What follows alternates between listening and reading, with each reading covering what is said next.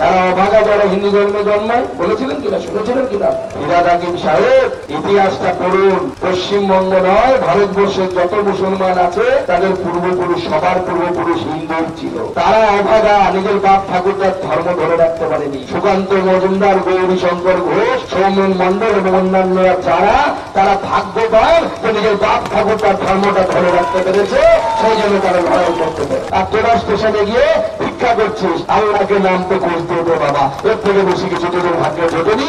ঘটবেও না যতদিন পর্যন্ত এই চোর নেতাদেরকে ভরসা করবে। যাদেরকে গুলি করে মারা হলো 26 জন, তাদের মধ্যে ভারতবর্ষের বাসিন্দা 3 জন, পশ্চিমবঙ্গের বাসিন্দা। তাদের মৃত্যুর খবর শুনে এখানকার বেশ কিছু অসংবেদনশীল মানুষ তারা সেখানে হা হা হাসির রিয়াকশন আসামেও করেছিল। আসামের মুখ্যমন্ত্রী হেমন্ত বিশ্ব শর্মা ফেসবুকে তাদের নাম দিয়ে জানিয়ে দিয়েছে যে আসামে থাকতে গেলে পাকিস্তানের হয়ে দালালি করা চলবে না, পাকিস্তানের দালালদেরকে জেলে ঢোকানোর ব্যবস্থা আসামের মুখ্যমন্ত্রী করেছে, আপনি করেন। মাননীয় মুখ্যমন্ত্রী নাকি এক জায়গায় বসে আছেন, তার চারপাশে ফিরহাদ হাকিম সাহেব থেকে শুরু করে অনেক তার সাঙ্গ পাঙ্গ বসে আছে, খুব গভীর চিন্তায় মগ্ন। বলছে দিদি এবার মনে হচ্ছে একটু গন্ডগোল হয়ে যাচ্ছে, 26-এ মনে হয় আমরা আসতে পারবো না। বলছে কেন? দিদি বলছে কেন রে?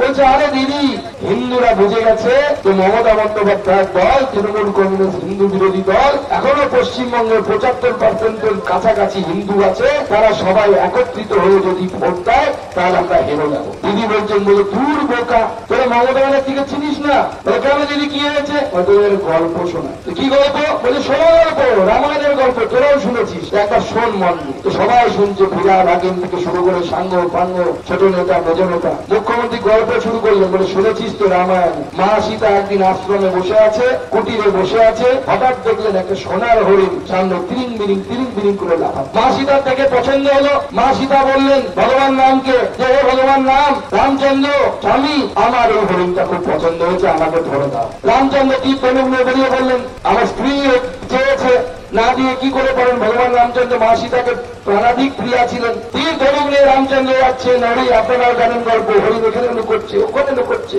ধরা আর দিচ্ছে না, কাছে আর আসছে না। ভগবান রামচন্দ্র তখন একটা তীর চালালেন, দৈব বাণ চালালেন, গিয়ে হরিণের পেটে লাগলো। হঠাৎ গেল হরিণটা রাক্ষসে পরিণত হতো। সেই রাক্ষসের নাম মারিচ। মারিচ চিৎকার করতে শুরু করলেন মরার সময়, সীতা সীতা সীতা, লক্ষণ লক্ষণ লক্ষণ। এই শুনে মা সীতার মন চঞ্চল হয়ে গেল। মা সীতা লক্ষণকে বললেন, ভাই লক্ষণ, যাও করো অন্বেষণ, কোথায় আছে ভগবান রামচন্দ্র? লক্ষণ বোঝালেন যে ভগবান মর্যাদা রাম পুরুষোত্তম রামচন্দ্র ভগবানের অবতার, তার কেউ কেউ করতে করতে পারে না। মা সীতার মন মানছে না। লক্ষণ গেলেন সামনে একটা রেখাকে দেখলেন, বললেন লক্ষণ রেখা, এর বাইরে যাবেন না, গেলেই বিপদ হবে। লক্ষণ চলে গেলেন রামচন্দ্রের খোঁজে। মা সীতা বসে থাকলেন।